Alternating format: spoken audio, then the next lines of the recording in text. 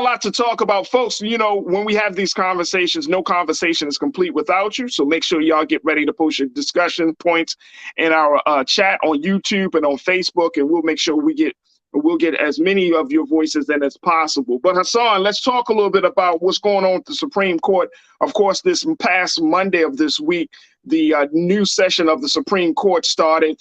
There's a lot of expectations, a lot of fanfare, especially with new Justice Ketanji Brown Jackson coming onto the bench, and she jumped right in a very, very big way. First and foremost, let's talk about some of the big cases that this session is going to be posing for the Supreme Court.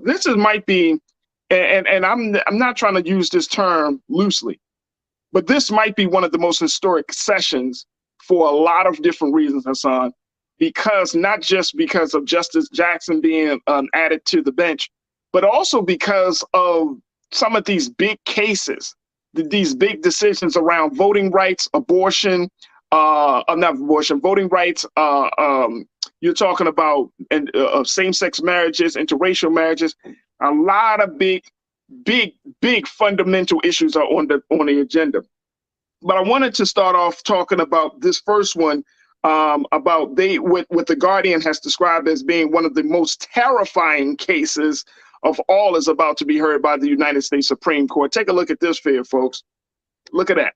Boom. This is from the Guardian, and they're talking about this case related to a rule, and I want to throw this up there, Keenan, if we can.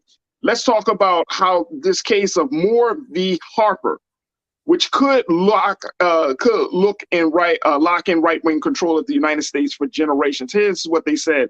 The leading example of this disturbing shift is a little-known case called Moore v. Harper, which could lock in right-wing control of the United States for generations. The heart of the Moore case is a formerly fringe legal notion called the independent state legislature theory.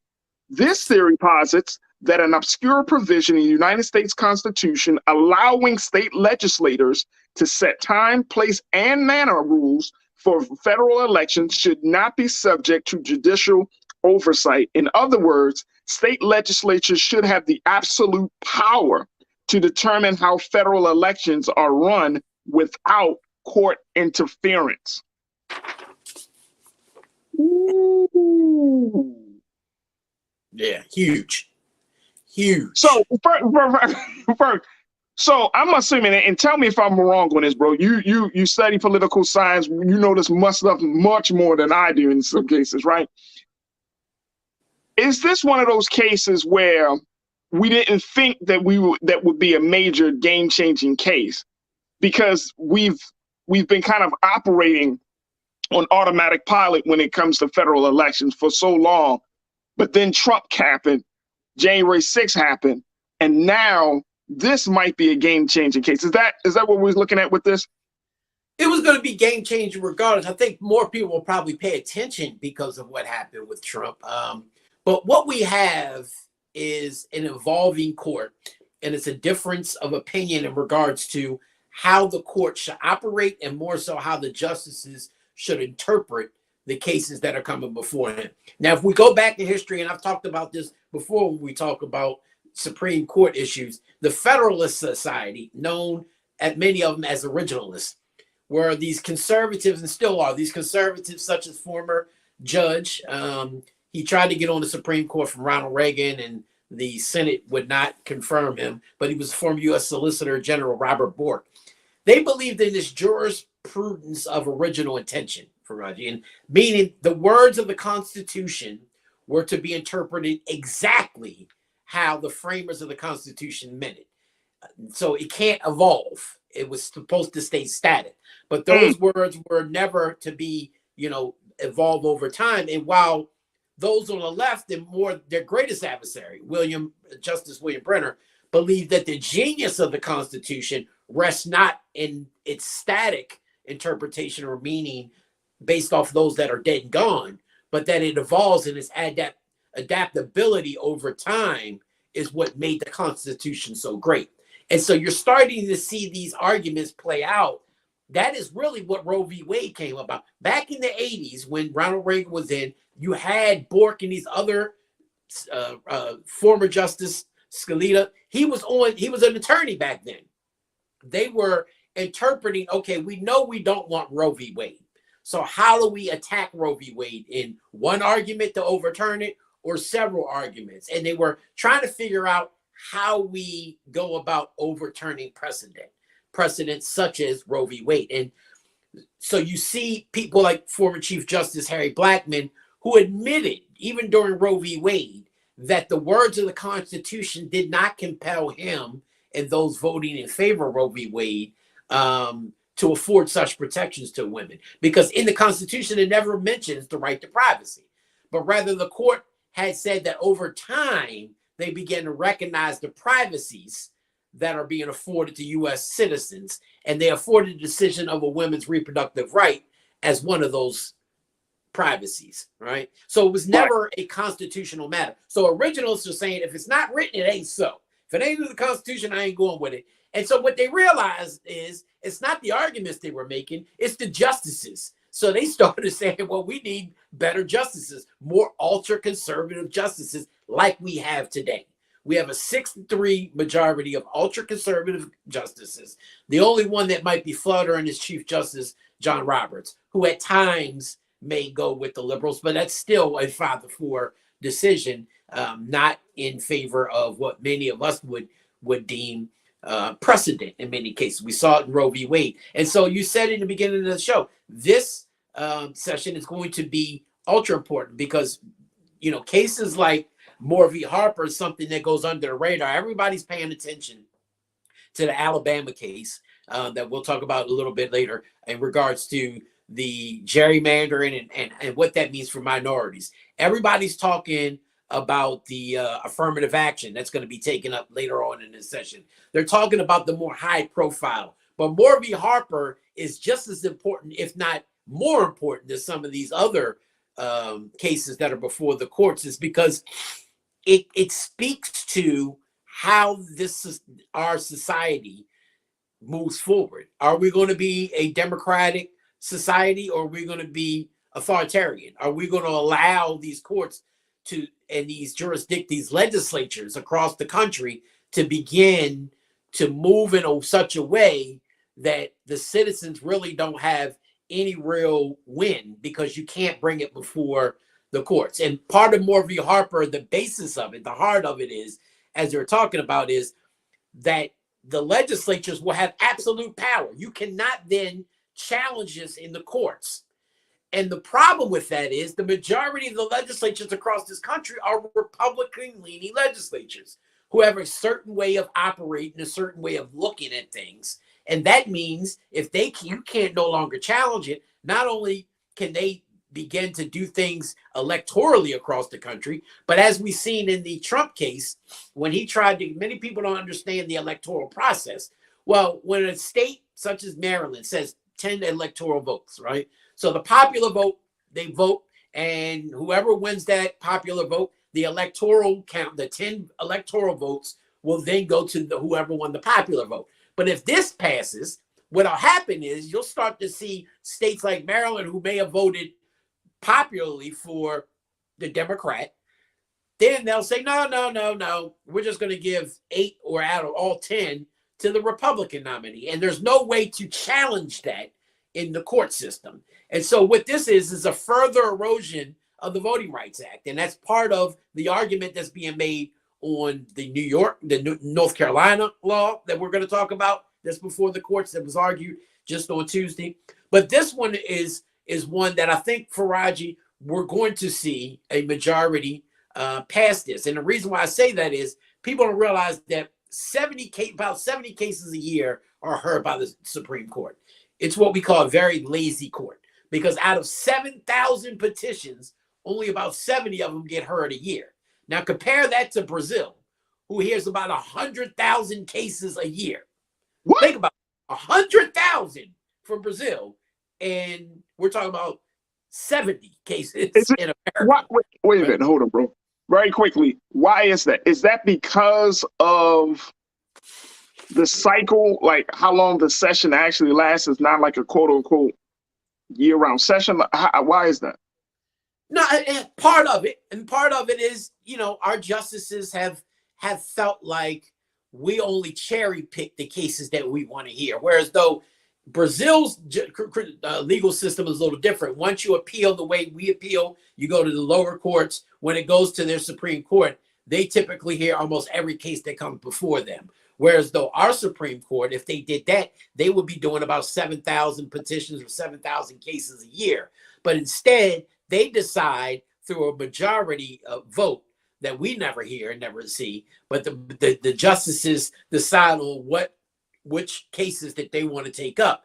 And the issue with that is many times, especially with these conservative majorities, the cases they decide to take up are usually cases that they want to get passed, that they realize either they want and they know that they'll get passed, or two, that they feel needs a higher court's approval, right? And so in cases like Moore, you're going to have a legal theory that's being argued, but you'll have justices who are letting their ultra-conservative biases weigh in on how they decide and how they vote in these cases. And recent history has shown us spectacularly that right-wing think tanks and their funders have found this out. Since the 80s, they have meticulously tried cases in a lower court knowing that they were either going to win, or if they didn't, that they were going to appeal it to a higher court and eventually get it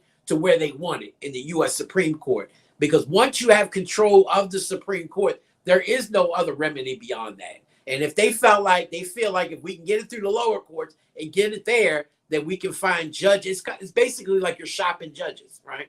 But in this case, they're shopping courts. They know if we can get it and we appeal it to the lower courts, to the higher court, we're going to get a favorable decision in many cases. And that's what they've been doing on many of these right-wing cases that, even as Roe v. Wade has been precedent, they knew that, okay, we'll take cases that strip away at Roe v. Wade, and at some point, we're going to get a court that's going to be in our favor, that's going to overturn Roe v. Wade. They've been attacking Roe v. Wade since the 80s, since Ronald Reagan has been president.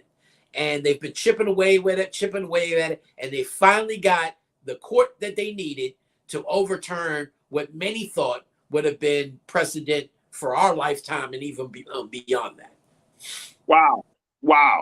Let me take some comments very quickly before we take our first pause today. Taylor, you checked in as we've been talking to Mr. Politics Hassan Giordano about this Moore v. Harper case, which can be a game changer on how states look at federal election. Take a look, Taylor. You said it needs to be amended.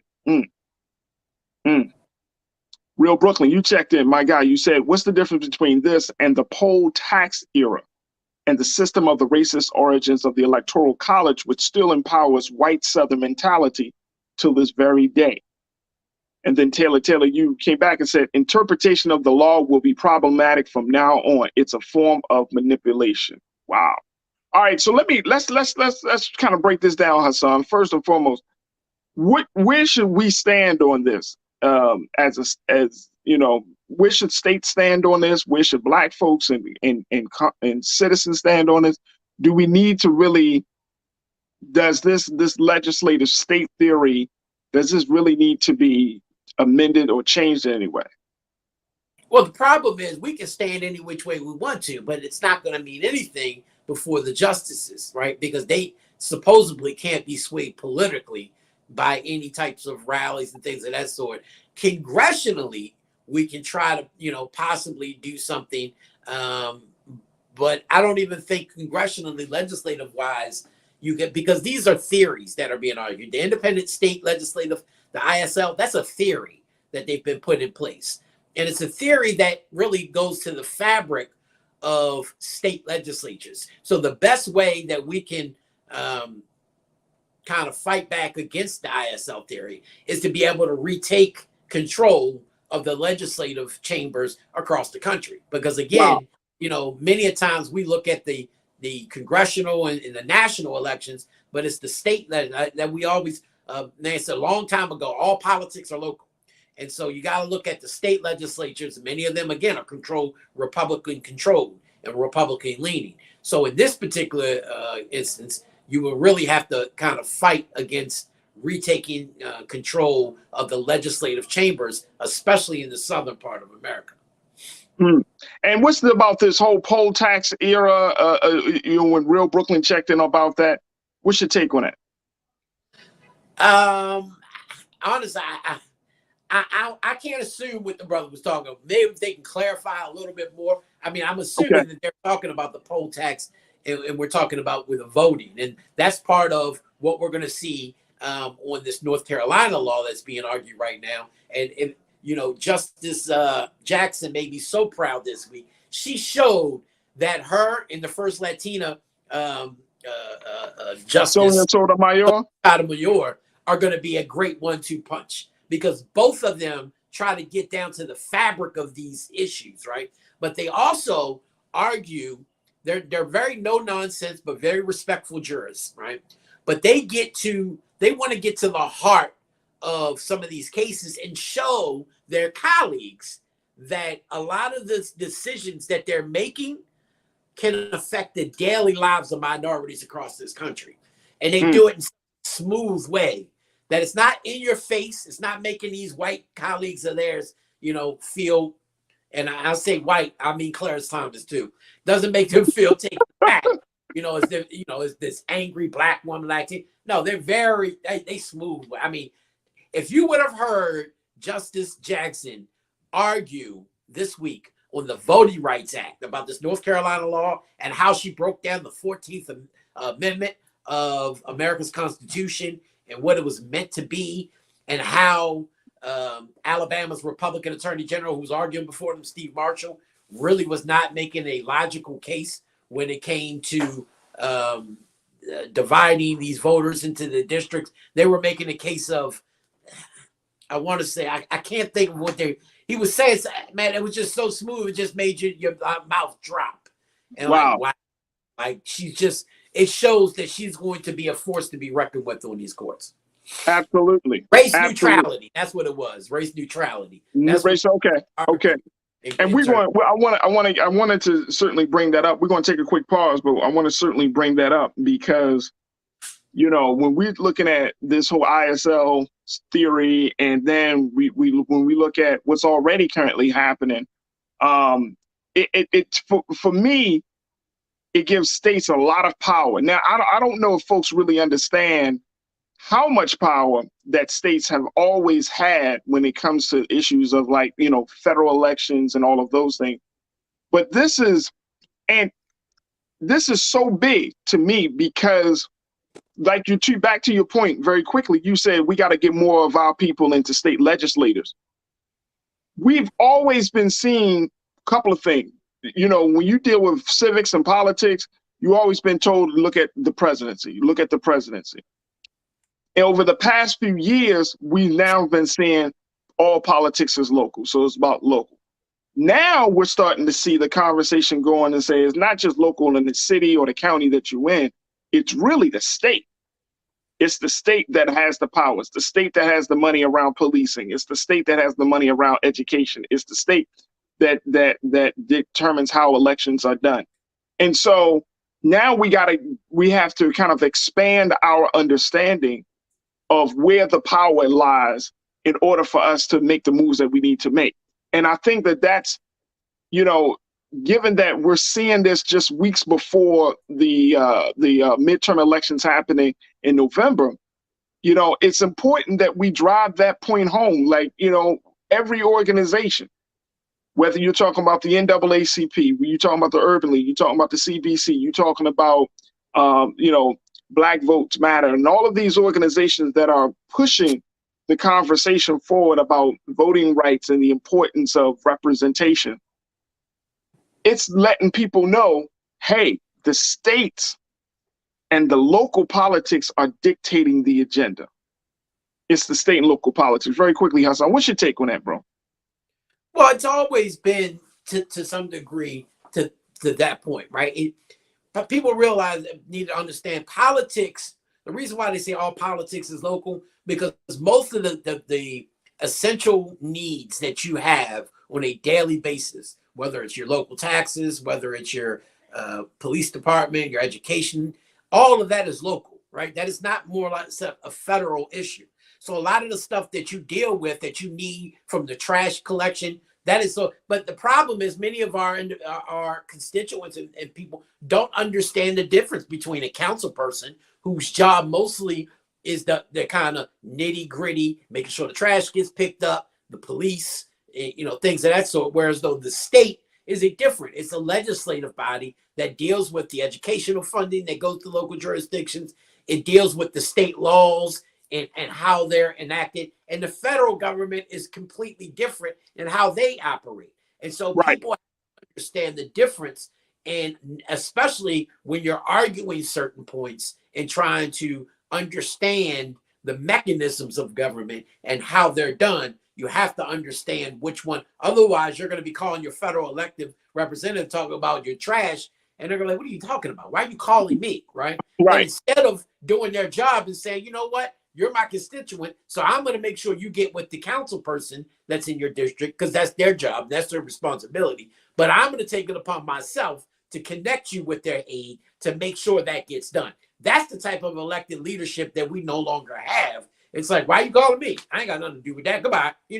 And nothing's getting done. And it frustrates the average voter who thinks like, okay, well, they're just telling me to go kick rocks. So why am I even going to turn out the vote when I can't get nothing done? That's right.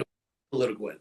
When you talk about blackness and what happens in black culture, we're about covering these things that matter to us, speaking to our issues and concerns. This is a genuine people-powered movement. There's a lot of stuff that we're not getting. You get it, and you spread the word. We wish to plead our own cause. Too long have others spoken for us. We cannot tell our own story if we can't pay for it. This is about covering us. Invest in black-owned media. Your dollars matter. We don't have to keep asking them to cover our stuff. So please support us in what we do, folks. We want to hit 2,000 people, $50 this month, raise $100,000. We're behind 100,000, so we want to hit that. Y'all money makes this possible. Checks and money orders go to P.O. Box 57196, Washington, D.C. 20037-0196. The Cash App is $RM Unfiltered. PayPal is R Martin Unfiltered. Venmo is RM Unfiltered. Zelle is Roland@RolandSMartin.com.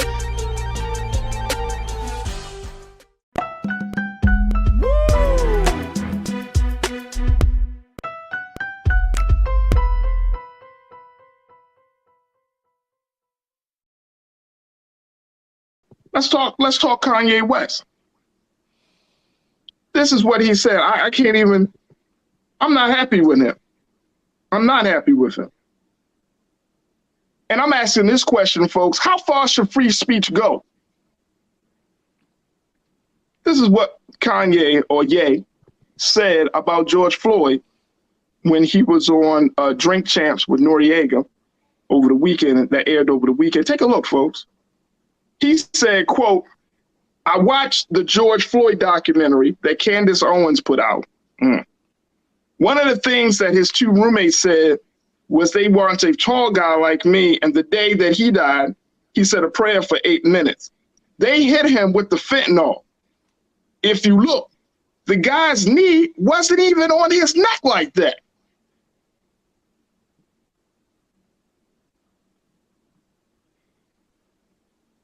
Let's bring Bree Fly into it. Leave me out of this. No. This is not about making mockery. You know what I'm saying? This is really about the fact that, bro, you are crossing so many lines right now because of this your whatever mental space that you in. But you can't even acknowledge the truth, bro. It's hurtful. It's hurtful to all of us who saw the video and the pain of police terrorizing black men. It's hurtful. And not just hurtful in a sense like, oh man, you shouldn't have said that. Like, you got some black men who said, man, maybe he was hit with the fentanyl. Say that shit when the police is on your neck, bro.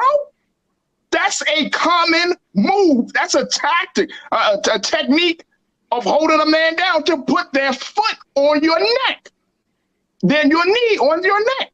Like,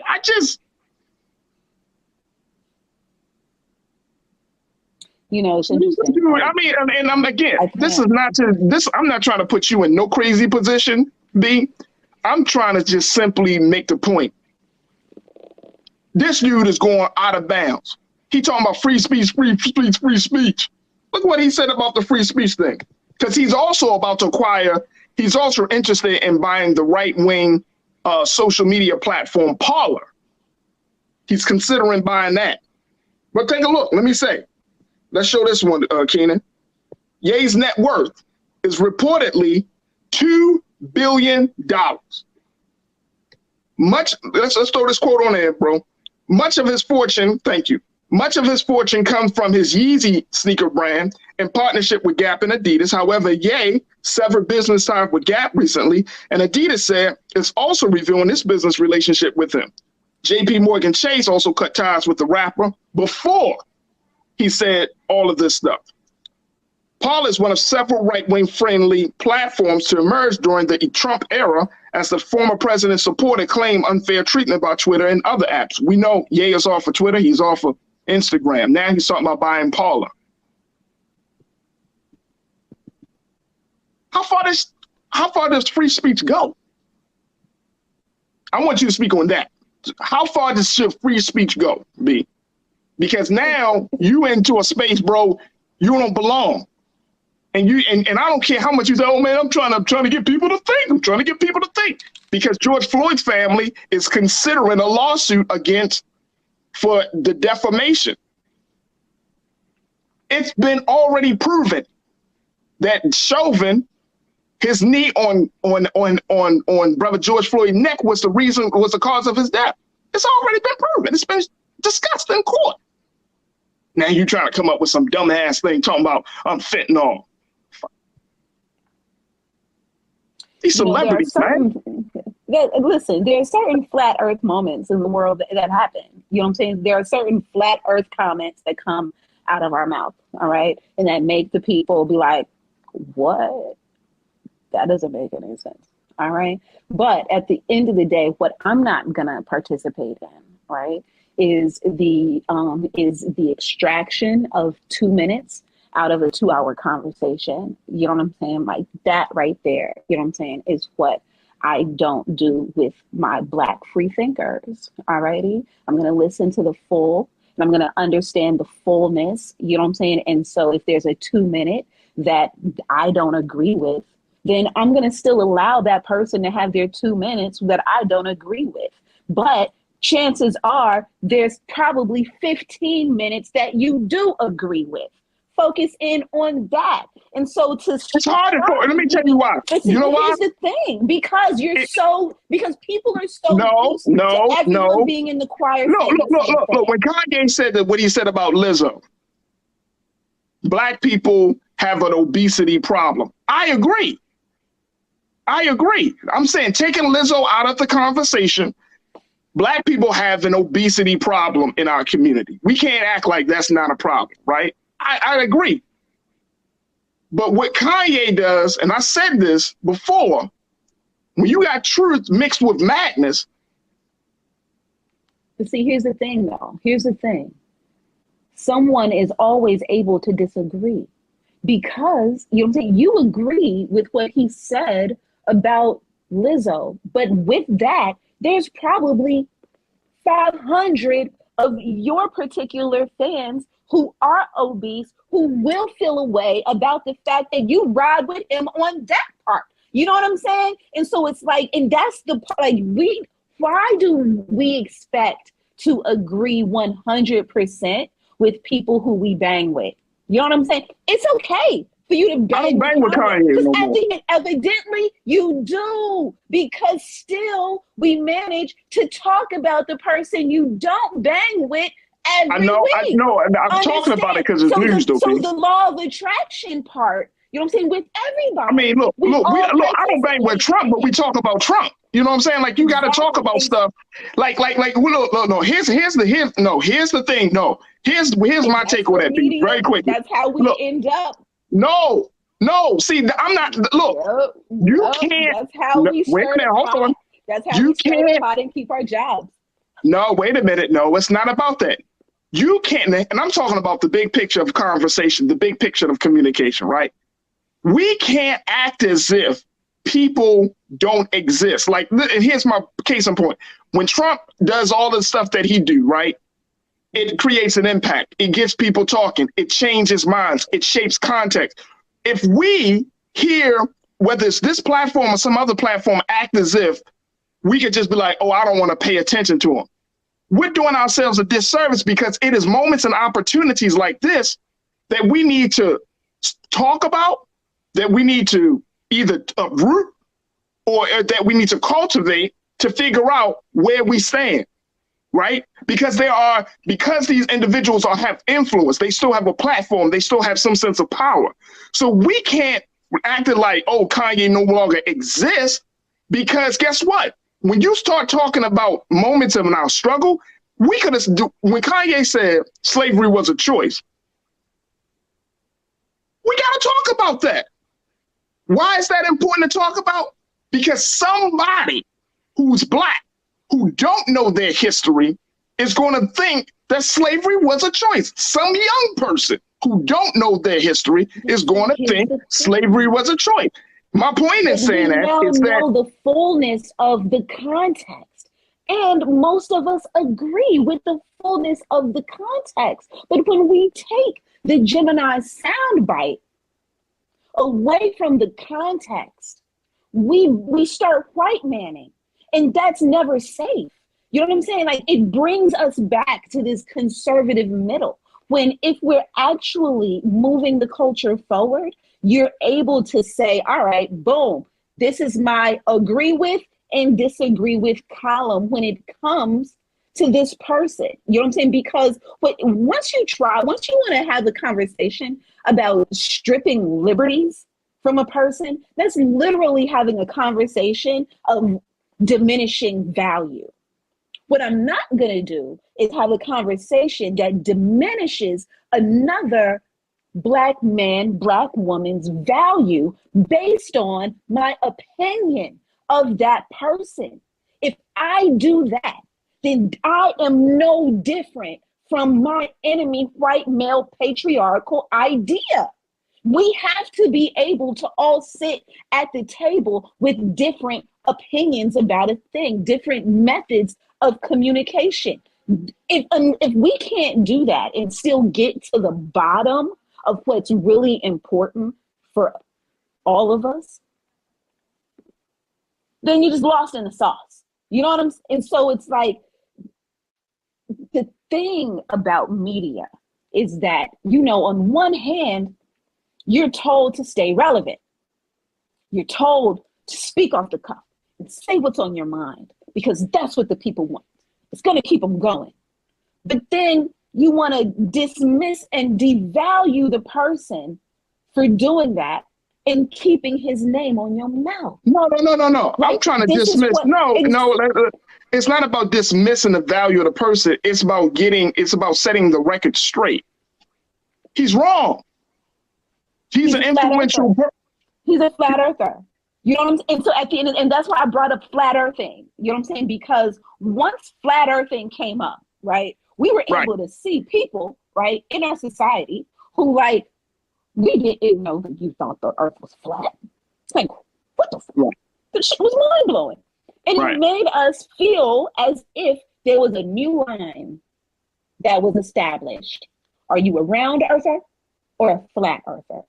Today, the idea sounds bizarre, juvenile, lowbrow, because we're all on the same earth, period. All right. So my opinion about its shape, does it really matter enough to be dismissed? At the end of the day, we know what happened. This man was killed in front of our face. Right. Period. There is no coming back from that. Right. We are not his. We burn this place down as a result. Okay? So it doesn't matter what somebody says in retrospect. What does matter is how deeply we hang on every sentence this man utters. I am a fan, and I don't hang on his every word as deeply as his quote unquote non-fans do. That right there is a psychological situation. That's celebrity culture. That's celebrity culture. And that's why that celebrity stays that celebrity, and that's why that celebrity keeps on winning. No. Here's what I'm saying. Continue to go up. No. See. Here's the thing. Is on his side. He keeps people talking about. I ain't on his side. His praises or his dismissal. Like it doesn't matter when everybody's still acquired to your name. Everybody's over here screaming, yay! No. Ain't nobody screaming. Here's the thing, sis. The thing is that if you keep putting out the foolishness for people to see it for themselves, then maybe it will shift the admiration, the love, the idol worship that we have of individuals. You know what I'm saying? Like this is why celebrities don't really, for many, many years, y'all know, celebrities don't talk outside of their art, whatever their craft is, right? They don't talk outside of sports world. But the moments that celebrities start to get into a space and trust and believe, their handlers around them say, look, don't get into these spaces and you're not clear. You're not clear. You can. It is if you say an opinion that is not popular, it has the potential of affecting you financially. So and guess what? And guess what? And guess what? I'm good with that. I'm good with that. I'm good with stop idol worshiping. That's what I'm talking about. Like we look up to these individuals, right? These folks, some of these folks, I mean, exorbitant amount of money spending on the mad foolishness. They feeding us foolishness as a consumer. If they're not feeding us foolishness, they feeding our children some foolishness, right? And you can't stop the flow of foolishness that's coming into your home. I don't care where you live, how you live. The fact is that when you step out, you don't even got to step out. When you wake up, you introduced to the madness of America every time you open up your eyes. And my point is that in order for us to stop this flow, we have to become empowered enough to say, you know what, I'm not going to, let me hear what this person, that way we put it out there. I'm going to put it out there because you can stop idol worshiping so we can stop idol worshiping. I'm tired of the idol worship. I'm tired of us putting hope in people. That ain't me. I don't idol worship. The person that idol worships, is literally like the person who looks at TV, who looks at media, who looks at the celebrity, stargazes, goes into their bedroom and tries to dress and become them because they want that. And listen, you know what I'm saying? Idol worshiping is a real thing, and so, but that's not what everybody does when we consume a person, when we consume entertainment, when we're consuming the mouthpiece, when we're consuming the celebrity for that X amount of time. You know what I'm saying? And so most of us don't. Media more so idol worships Kanye because media knows that as long as media keeps on saying the name that keeps people going, then they'll still be relevant. And so at the end of the day, what is he really doing? You know what I'm saying? What is he actually affecting in your household? Not but see, no, he doesn't affect nothing in my household. But here's what I'm saying. B. Household, not a thing. Hey, let me just tell you. I'm just telling you, and I feel you on that. He doesn't affect us personally, right? But the show is called The Culture. Okay, let's like the show is called The Culture. The show, the platform is based. Culture. He's a part of the culture. And here's the thing. The culture has to be discussed, right? And when you have individuals who, let me reframe this. We are trying in this day and time to get us to think about the whole and not about the individual. We are trying in this day and time to focus on truth and not on emotional rants and emotional outbursts. We are trying in this day and time to have real conversations about the progress and the elevation of our consciousness. And so when you're talking about an individual who has influence, who we know, who we have kind of quote unquote grown up with, are you talking about an individual that has some sort of sway, right? If you're talking about a person that has the possibility to disrupt that, he can be a disruptor in the fashion space, but you're also disrupting the what we're trying to build in the culture. We need a different culture. And it can't rely on lies and just, I'm going to just go off and do whatever I feel like doing and saying whatever I say without no repercussion. Part of the culture needs to have a checks and balance. If a joker is talking all that madness, he needs to be checked for it. The culture ain't a monolith and has never fully had a Ma'at-based commandment system that they've ever praised and atone to. Like, understand, you know what I'm saying? Like, the culture is a living, breathing thing that moves like water, gets polluted, and also purifies. This is the culture. This is the reality of it. There is no one person who is above the culture, and there's no one who's below our culture if you actually deposit into it. That's what it is. You know what I'm saying? I will not ever devalue his deposits that he's put into our culture just because they have revved the people up and got them going and got them to think about shit that they haven't necessarily thought about before, having conversations. You know what I'm saying? Like, because of Kanye, we're still talking about George Floyd. Understand? You know what I'm saying? Like, there's a way to shape it. You know what I'm saying? Without wanting to pull him and Candace on. No. We're talking about George Floyd. It's not about. No, but today we are talking about George Floyd because he uttered his name on Drink Champs. Because he's disrespectful. His ass is disrespectful. Listen, he's disrespectful. But he's still bro. It's like you talking about Emmett Till.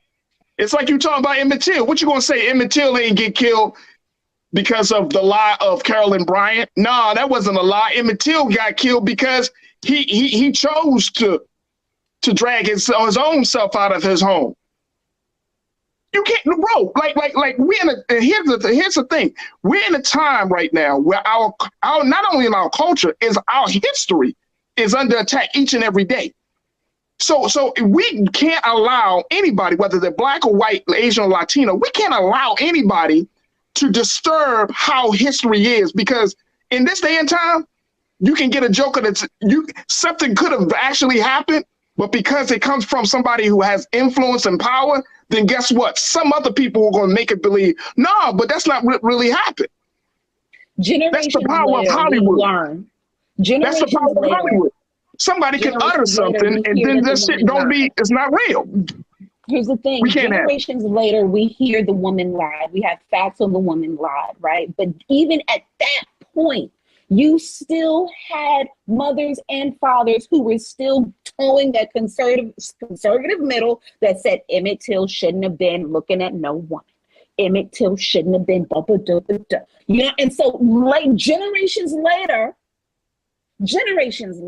we're able to actually come to a new determination. Everyone collectively.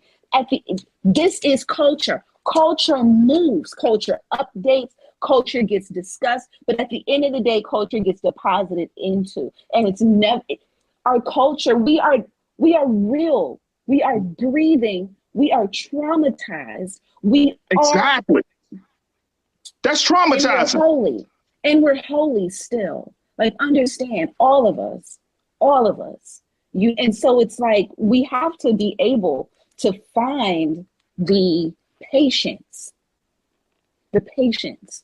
with our people, because humans grow, humans develop, humans say shit, humans attract it. Yes, F. No, yes. And look, trust and believe, I'm that guy. I'm that guy. Look, I love people. Look, check it out. Love, you gonna be like, oh my God, I love them. No. I'm the guy that allows humans to grow, but don't play the games about history. There's got to be some boundaries, bro.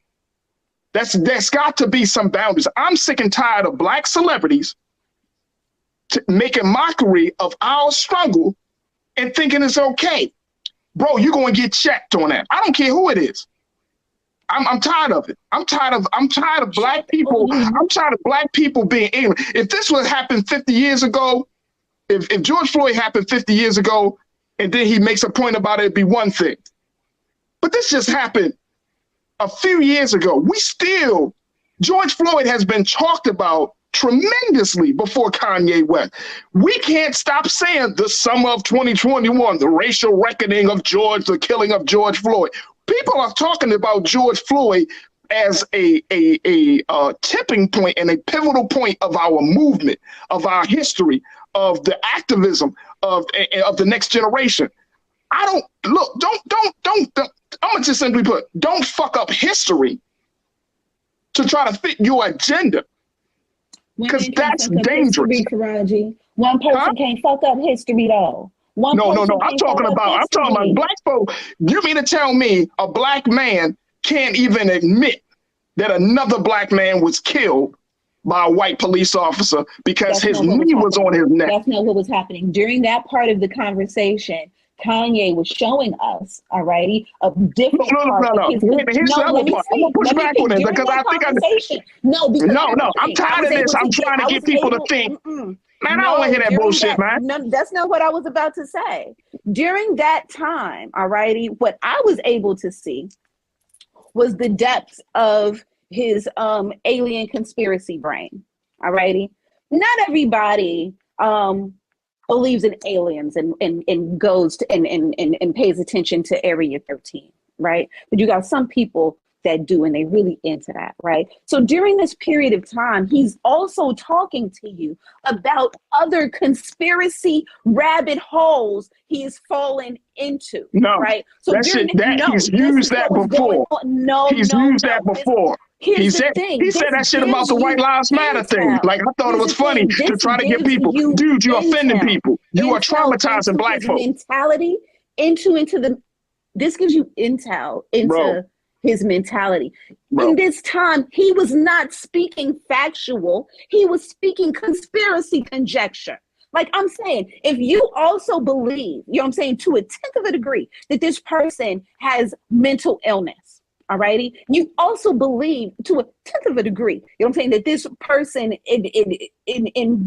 envelops some genius qualities, then you'll also have to believe that this person is going to say some shit all the way over to the left. You're also going to believe, you know what I'm saying, and know that there's going to be some other fringy sort of ideas that come along with this individual. Alrighty, at the end of the day, you have to be able to do your mathematics when it comes to Kanye. And at no time are you able to apply basic math, 2 + 2 = 4, and you get a clear Kanye. That is not what he is. Guess what, B? And so what, you just want to take freedom of speech from the mentally ill? No, I ain't talking about freedom of speech. I'm just saying, look.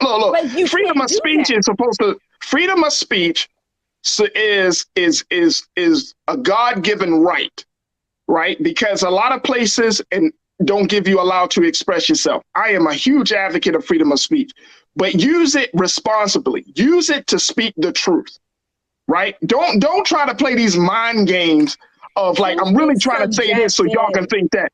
Look. We don't know. In this day and time, B, you know it and I know it. All this double talk, this shit is getting to be a problem. Black folks in particular, and the people around this world, you need to tell people straight speech. Ain't all this extra double talk. Tell people what it is. If you got a view, don't be like, well, I'm gonna frame it this way so y'all can think that way. No, because guess what? It's that type of approach that's got people confused. It's that type of approach that rewrites history. It's that type of approach where if a child were to hear you, then they won't be empowered by the language that you use, because words got power and it's got energy. And at this point in time, we have to use our platforms responsibly. It's one thing that you believe a certain thing. It's another thing that you know you believe something and you deny what you believe and put out a counter understanding of what you and everyone else just saw. Now you becoming, you could be going into a destructive place. I don't think so. I think that truth is subjective. Each person has their own truth that is able to be debated by another person. Period. No, you know what I'm saying? no, Like, that's just what it is when it comes to certain facts and opinions and perspectives, because that's what we're dealing with. We're not dealing with an autopsy report, an undebatable thing. We are literally talking about that. That's not what we're dealing with here. We're dealing with a documentary that's based in a conspiracy. We're not talking about the documentary. Rhetoric. The hell with the documentary. We're talking about what actually happened. He's talking about he's seen a documentary Candace Owens puts out. That's literally what he's referring to. That's literally the conversation. I saw the quote. I saw the quote. But did you see the end of that quote? Listen, I saw the interview. I didn't see a quote. I listened to him speaking. You know what I'm saying? I watched the entire thing. So that's what I'm saying. Like, I didn't read a quote. I didn't read a quote. I was there watching the conversation. You know what I'm saying? So I know the fuller context of the conversation. The guy's knee wasn't even on his neck like that. That's what Kanye said.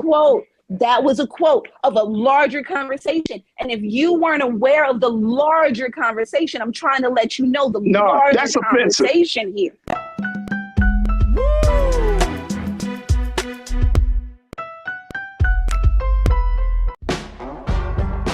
Don't wait till November 8th. We can vote today, y'all. Early vote started this week.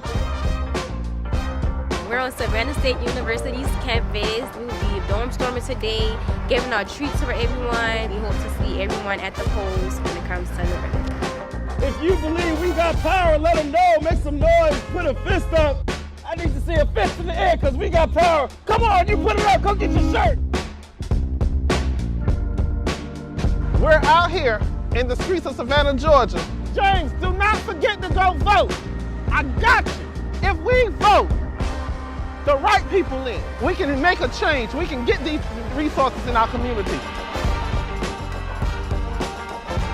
I am a woman, and it is important that we have the say-so of what we want to do with our bodies. We're concentrating on entrepreneurism, providing young people with resources and training that they need in order to change their trajectories. We want Black down.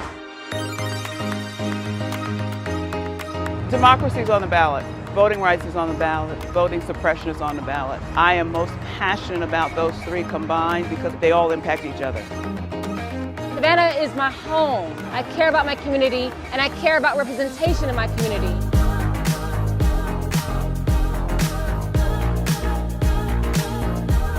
Our voices are still going to be heard no matter what kind of obstacles try to come up against us to stop us from voting. We're still going to be standing our ground. The effort that's being made to keep our communities from voting. So that makes me realize it's even more important, because if it wasn't important, they wouldn't be fighting to make sure we could vote.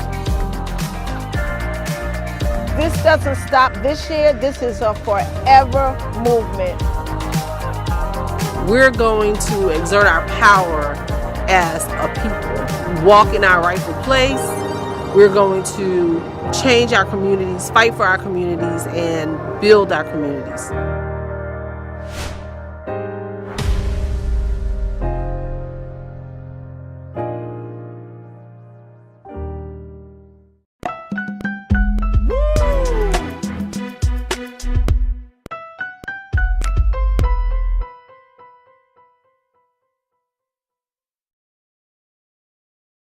All right, folks. Wanted to switch gears to talk about something that has been trending, which is what is the state of the woman here in this country. This past Friday, a group of organizations that are dedicated to the issue of abortion and reproductive rights and other issues that affect women all over this country decided to make moves to call for a day without us. Take a look at this, folks, because this is something that was highlighted in the root. Can you imagine a day without the work of Black women? No, I cannot. The Day Without Us campaign wants us to try. I don't want to try. I do not want to try imagining a day without my sisters.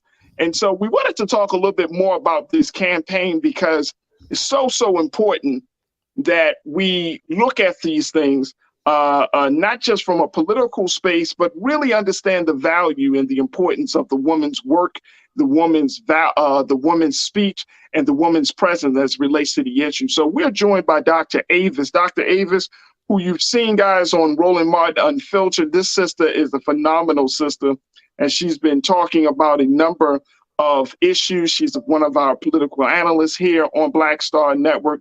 She is an author. She is a professor. So she's a scholar in a lot of different spaces. We got Dr. Avis joining us today. Let's see. Dr. Avis, how are you this afternoon? I am great. How are you? Great to be on your show. Thank you so much for taking time out your busy schedule to be with us, Doc. We truly appreciate it. Absolutely. Now, Dr. Avis, I'm going to go back to this question that the Root posed, and I think that, you know, which is why we wanted to have you on here, because it was talking about this idea, this campaign of a day without us, really looking at abortion rights, reproductive rights of women, and women saying enough is enough. First and foremost, what do you make of where we are with women, with the woman, the state of the woman here in America, particularly Black women? Yeah. It seems like there are so many different things happening with sisters today. And as a man, I always try to just make sure that I'm on the right side of history, Doc. We appreciate that. So that's why I'm always open up the space to hearing from dynamic sisters like yourself and others. But what do you see as being the state of the woman in this country, particularly for Black women? You know, we're in a very precarious space right now. I see us going backwards. This is a moment in which, you know, for centuries, we fought every step of the way as women, and particularly as Black women, to get to where we are in this very race, gendered, very discriminatory society that we know we have to navigate each and every day. And the sad situation is, despite all that work, despite all the bloodshed, despite all the blood, sweat, and tears that have been put into getting us where we are today, what we are finding is that we're going backwards. We have a Supreme Court that has just run renegade over our rights. Yes, they've dismantled Roe, but if you believe that that's where they're going to stop, let me just say, you need to have another thing coming. That's just the beginning, I believe, of them trampling over our rights as a people, in terms of Black people, and specifically as women as well. And so this is a moment in which we have to fight. I mean, there's just no other way to put it. We have to fight in order to not only protect what rights remain, but also to get back what's been lost. I'm right there with you. We bringing back Jules P., hip hop artist and advocate, and that's part of this conversation. And Doc, I mean, that is not a good place for us to be, considering that there have been a number of efforts by Black women organizations. Of course, we talk about Black Lives Matter, which is ran and led by Black women. Mm-hmm. So why aren't we seeing the type of improvements, even though we're seeing a lot more efforts at this point? You know, we cannot overstate the damage that the Trump administration had on this nation as a whole, but also specifically on our rights and our safety, quite frankly, in this country as Black people and Black women. And so what we're fighting against right now are the trickle-down effects of his very damaging actions, both in terms of his judicial appointments, but also in terms of the tone and tenor of the country that he ushered in, where white racist violence has not only been, well, I would say it's been embraced, it's been encouraged, it's definitely grown. I mean, if you just look at the statistics, we have a record number of hate groups that came into being under his administration. And we see that he is openly coddling these very violent organizations that oftentimes target us. When you look specifically at what the trickle-down effects of eliminating Roe would be, that specifically, in my mind, targets Black women, given that we are 4 times more likely to die in pregnancy and childbirth than our white female counterparts. And so these are literally life and death issues. And as we are looking towards the midterm elections, I think the thing that we have to be very cognizant of is this is a key way in which we have to fight back in order to begin that long journey of repairing the damage that's been done.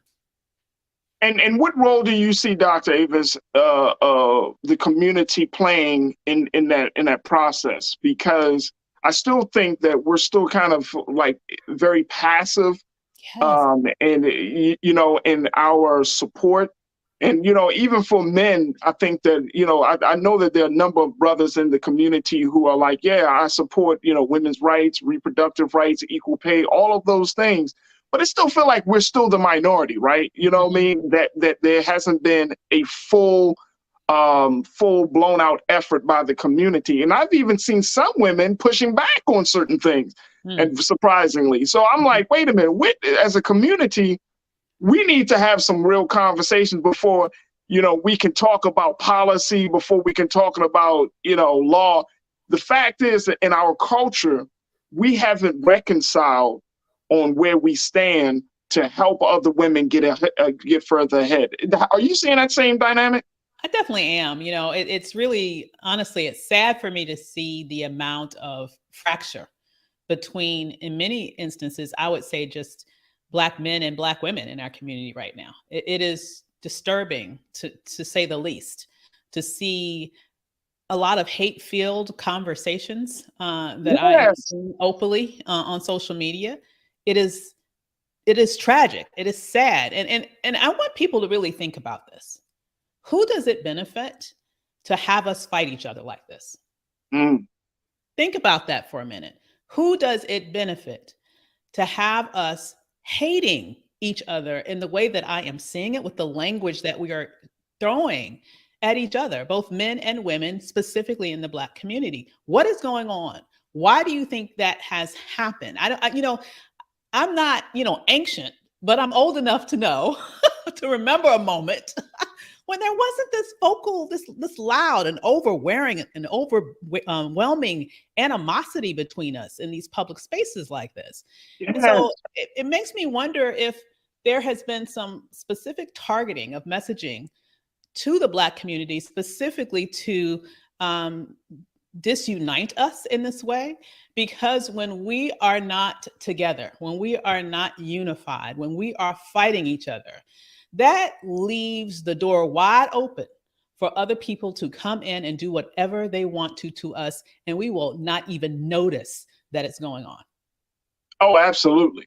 Oh, absolutely. And I would have to agree, Doc, that I would say within the past 10 years, the level of vitriol that we see communicated from men to women and women to men is it gets so bad. And I remember having conversations about men and women, relationships, and even, running a household. It's getting down to this issue of pointing blame. Yes. And I'm like, where do we, and it's hard to even on a space like this, it's like, I don't even want to have those conversations without having an expert voice, just simply because we got into our heads so many crazy thoughts about each other that it's like we need somebody to buffer or to help to debunk some of the mythology that we see that we have about each other. And I'm like, where did you get this from? And when we're looking at women, the value of women, this is going back to this campaign of A Day Without Us.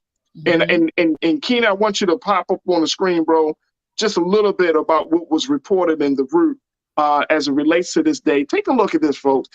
When you're talking about A Day Without Us, this is an event that was, this happened again last Friday. Black women from several reproductive and racial justice organizations are challenging Americans to put down their work and come together for a collective day of action that they call the Day Without Us. An event which is being organized by advocates at the Frontline, Netroots Nation, and several other national advocacy partners also marks the 46th anniversary of the Hyde Amendment. And for those who don't know, the Hyde Amendment blocks federal Medicaid dollars, along with all other federal funds, from going towards abortion care, meaning Medicaid recipients have to pay out of pocket for care.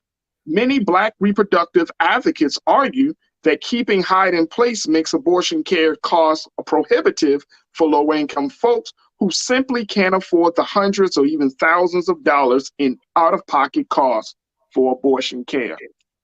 So when we're looking at some of the big policies, it's hard. It's hard for us to even get to that place if we don't find some consensus among each other first. And Absolutely. I don't know how to do that, Dr. Avis. I really don't. I don't know if we just need to have some more guided conversations about this, because, or if it's a matter of generation, because you got 25, 30, 35-year-old Black men who say, man, all these women are a bunch of this and that.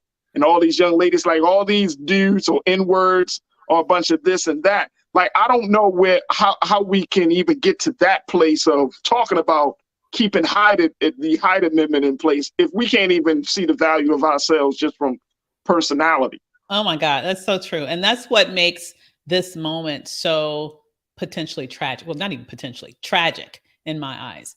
Because you might recall, you remember the studies that showed, for example, in the election that actually resulted in Donald Trump sliding into the White House, there were some studies that was done after that talked about all the money that was injected in that campaign from right-wing entities here in the United States, as well as even from Russia, specifically targeting the Black community with messaging that was meant to make us think that the person online was actually a Black person, but it wasn't. And that person, and they were targeting us with messaging to make us not want to vote at minimum, or make us vote for Trump. But the main thing was to make us not vote. They wanted to suppress our vote. And it was a very effective campaign. They spent more money on the Black community trying to suppress our vote than on any other community. For example, than they spent on the white community trying to get them to get out to the vote, for example, for Donald Trump. Now, here is why I'm bringing that up. As I alluded to, these types of vitriolic leanings, to me, they are a somewhat recent phenomena, and it's tied to so much in our culture, but it makes me wonder, it makes me feel like we're getting played. Are we not seeing the same? Is it possible that the same sort of activities can be going on right now, injecting, if it's not complete trolls like was the case, or bots like was the case previously, are people being paid to inject specific vitriolic venom in this space, one against the other? Because what you said is absolutely correct. When we are busy fighting each other, name calling each other, hating literally each other, then guess what? They get to run amok in terms of all of their policy goals that they have, that they're going after. And you're exactly right. How can we unify around helping poor women be able to access reproductive freedom and reproductive justice if we sit in here calling each other every name but, child of God, as my mom would say? It is crazy to see what's going on. I mean, I was speaking to my assistant about this the other day. I feel like right now we are under attack as a community. We are at war, or we have entities that are at war against us, but we don't even realize it. And you can't even win a fight if you don't know that you're in a battle. You can't win the fight if you don't even realize you're in a battle. And my fear is that right now we are in this battle and we don't even know it. And that means that we're going to lose. Absolutely. Jules, I want to bring you into this conversation as well, and share your thoughts. Pose your questions to Dr. Avis Jones, the Weaver, who has always talked about these issues on Roland's show. But looking at the big picture, Jules, we got a lot of work to do, and it's important that Black men stand in support of Black women, not just in words, but in deeds as well. Right. So a couple of things that Dr. Avis brought up, and I think they were key. So when she started talking, I started thinking about coming from different communities. So our former community I lived in the city, it's like when you look around, all you see are liquor stores and you see, corner stores. Those are the type of things that are trying to implant into that community to keep that community doing what it's continued to do, so it doesn't focus on trying to get out of that situation. And that's the same thing I feel like it relates when talking about women's rights. It's like when she's saying that, we're fighting against each other so much as far as the culture because we're implanted with what's been given to us around in our spaces via social media or via our actual lives. And so much is being brought to us negative that's around us that all we know is the negativity. So instead of trying to fight for what's right to get out of those situations, we're continually battling against each other. And then there goes the issue at hand being taken away from us again of women, of Black women. Now is no longer going to be on the forefront because we can't even focus on getting ourselves out of these situations because we're now battling against ourselves. I remember a key story I used to tell people all the time. It's like when I did a lot of my community activism work, if you notice, a lot of times I don't associate my name with but so many different community organizations. The problem with that is because everybody wants to be the leader to fix the community, but nobody wants to come together and say, hey, we all got the same ideas, let's work together. No, there's always a power struggle. So somebody has to be on top. Oh, this is my idea. This is who I bought. Instead of, hey, they're doing the same thing I'm doing. They're doing the same thing we're doing. We all working the same goals. Let's push the goal together. But it's too many minor organizations all doing the same thing. Look how many organizations in the city. Look how many clubs and different things are trying to push the same agendas, whether it's for women's rights or for urban rights as well in these communities. And it's like, churches even as well, because I can bring up the religious side as well, them trying to do their part. But it's like, hey, if you sit down and focus on the issue and let the issue be the drive instead of your personal clout or your personal following on social media or your personal media gain that you can get or financial gain, then that's where the issue lies. And that's the point that when she spoke about that, that's what struck the most with me. So, and I think that Dr. Avis, that when we're talking about you, and I think Jules is hitting on a cultural point, which I think is the trend right now, that if you talk about male-female relationships, then you're going to get some attention, right? Oh, that yeah. if you I saw some dude, my wife showed me some post some dude made about Rihanna performing at the Super Bowl and how by her just having her baby, she needs to be at home. He said, as a man, I would encourage you to stay at home with your child, not move around as much, take care of yourself. And I'm like, who the hell is this guy? You just some random Black man telling a sister as if women never worked while they were pregnant or didn't go back to work after they gave birth in a very short period of time. Don't jump around. Don't, sister, you should be home. I'm looking at this guy like, boy, you on the wrong side. And boy, did the internet light his ass up, guy. I ain't seen so many Black men, but then a thought to me came to my mind was like, dude is just trying to get some he was just trying to get some clout, right? And here's the problem. You are going in on your sister.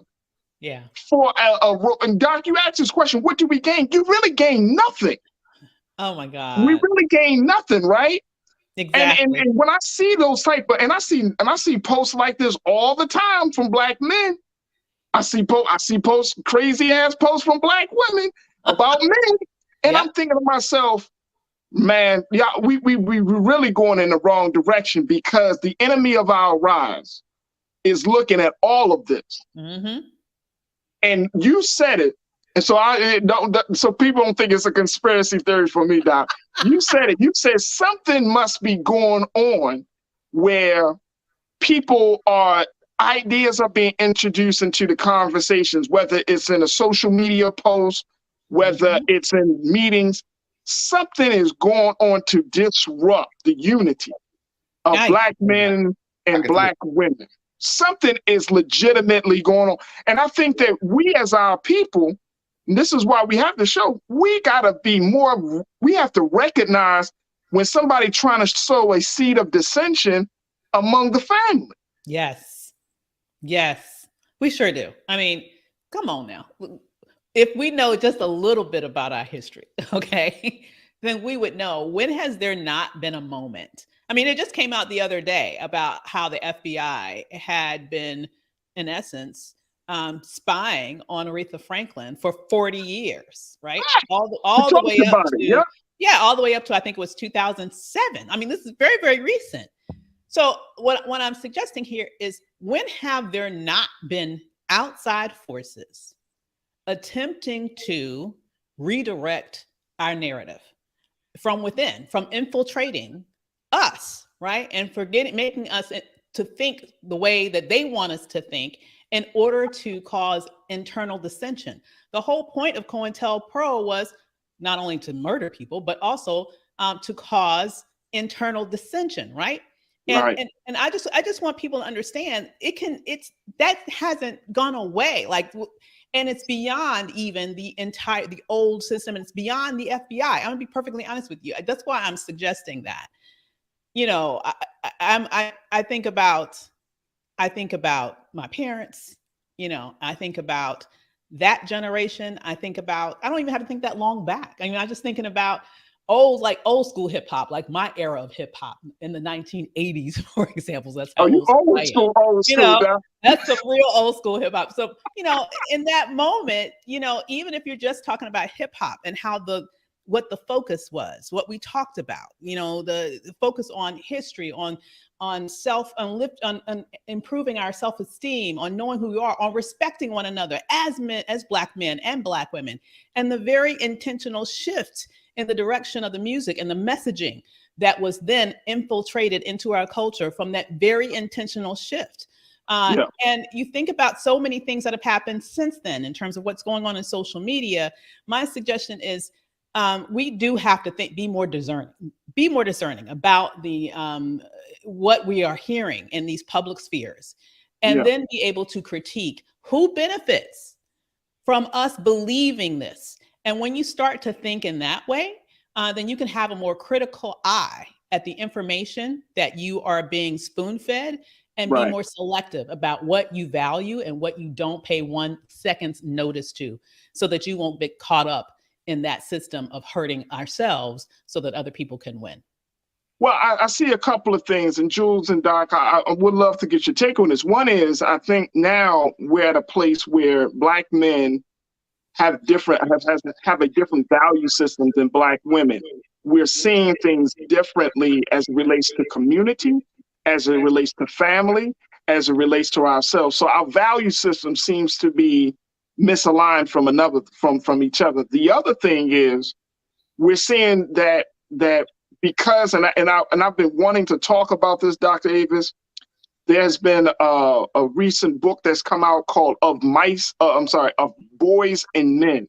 And Of Boys and Men, the author talks about how the status of the man, not just Black man, but the man in America, is on the decline, whether you're talking about in the educational space, the social space, the economic space, that we're seeing men on a decline, and so much so that men no longer feel motivated to lead the household, to lead the communities. And we suffer, and we're seeing what they call an aspiration gap, where men don't have the same drive and ambition and motivation as women.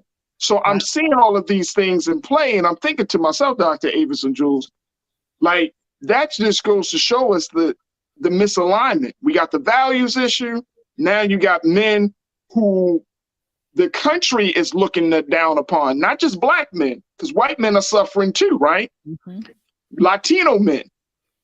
But we're seeing that men and manhood is under, for lack of a better word, is under attack, so much so that men just don't want to be men no more. Men don't want to be the support. Men don't want to be the backbone. Men don't want to be the foundation. And so women have to step up to lead. Women have to say, I want autonomy of my body. Women have to say, I want to be paid more, without the voice of a man behind them. And I'm wondering, with this trend going, are we going to see a different America in the next 10 to 15 years? We often talk about the idea of a woman not being president, but I can see that happening. Mm-hmm. I can really see that happening because people are losing faith and hope in men. Interesting. Jules, what's your take, bro? You ready? Because I'm ready, Jules. I'm ready. Okay. So I hear about it all the time and I see it often. So preface myself, my comments are just pertaining to me and my spaces, so nobody take offense. I came from a black woman. I was raised by a great black woman. I have a great father. Let's not take nothing from that. But I grew up in a single parent household. So my mother did a lot to make sure that I was on a straight and narrow to get to where I had to get to in life to the stage now. Because I'm on the culture. So obviously I got some little intellect to be on the show to talk and discuss and a myriad of topics, whether it be politics, sports, women's rights, whatever. I can talk it because of what I was raised by, what I was seeing, and what I seen growing up. The conversations that I hear a lot of times in this day and age, and I'm sad to say, but I'm going to say it, is about the lack of the power of the respect of the man. The men now are soft. SAWFT, soft. Okay? And that's what black women have to deal with on a consistent basis. They don't want to work. They don't have no ambitions. They don't want education. Some not even raising their children. And that's the problem that's keep on happening. And now what's happening is you're having more and more generations create more and more soft men. So there's no more masculinity in the man because it's being taken away from us on both sides of the argument, whether it's from the men being raised in their communities or from the argument of, from what we're looking at a political state or day and time and age now where, the masculine man is not the dominant now because you have so many different types of genders and things going on and the genders being preached in the forefront of social media and culture right now. So there's so many different ways that a man is being broken down, whether it's from the household, from his community, or from the actual state of the world. So now that they're trying to find an identity and they've been the problem finding the identity, a lot of them are so, men are short-minded when it comes to some issues like this, that they're just going with what they see instead of trying to get the information and gain and research to be better, do better, and provide better, to be the providers that we're supposed to be and take care of the responsibilities that we're supposed to take care of. Simple things like taking out trash or dumb things like that you won't even do, but you stand in a woman's house for 20, 30 days straight, not doing nothing but sitting on your behind. But, I'm sorry. Jules, calm down, brother. I'm sorry, culture. I've been on one today. I'm sorry. Hey, look. If you soft, SAWFT, if you soft, don't come over here in this space. No, but I hear you, Jules, and I feel like Dr. Avis, that because of this cultural space that we find ourselves in, it all leads us back, just going back to where women stand on these issues. Yeah. It's all opening the door for women to be under attack. Yeah, indeed. I mean, I think about, for example, oftentimes Black women are criticized for being, in essence, too strong, like the strong Black woman and too independent, all those things.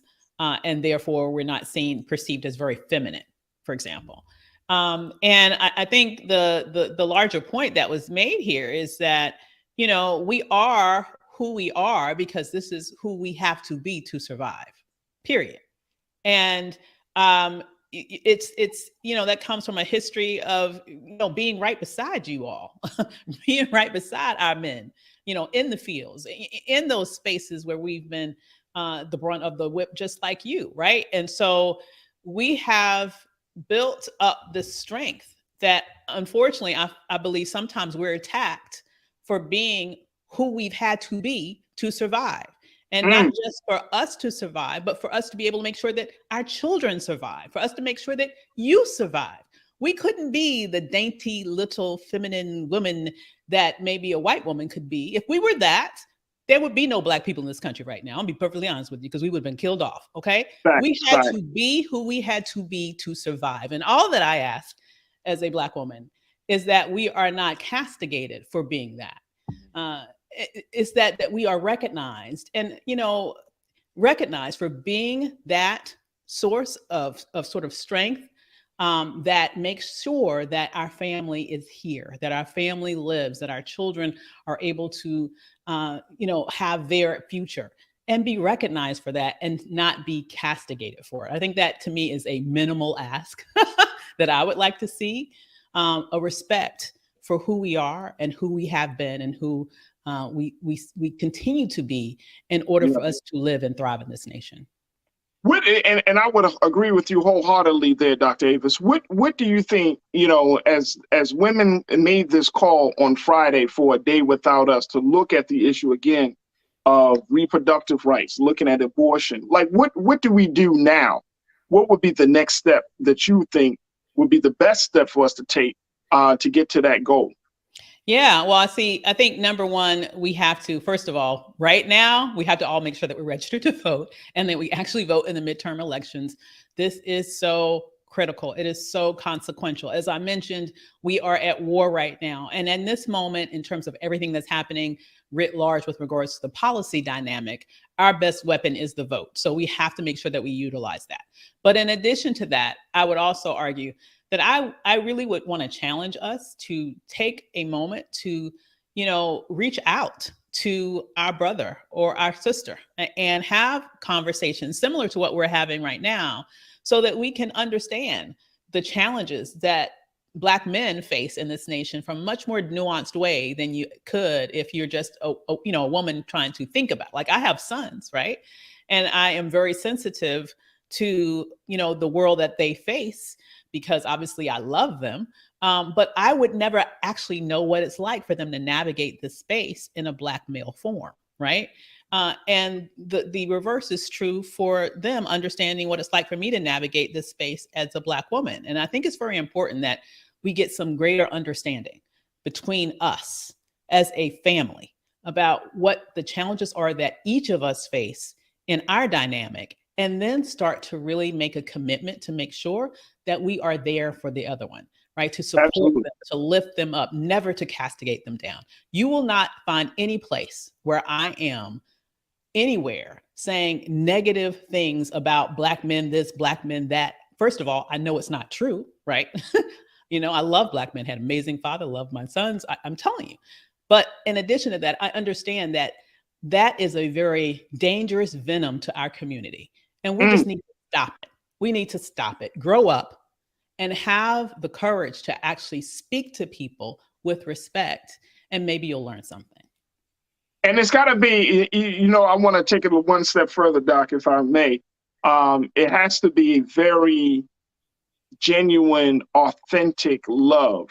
Yes. You know what I mean? And I think that there has to be, and I'm just bringing it up because it's one thing to be like, oh, I love Black women, versus another thing is that you're sacrificing yourself in some way, shape, or form to make sure that women are seen and heard, that you're opening up your platforms. Whatever you do, that there is an open invitation, even if a woman disagrees with you on certain things, that she has the space, she has the support, that there has to be some level of sacrifice, because we know women have, we don't have to go through the history, so we know Black women have always been there.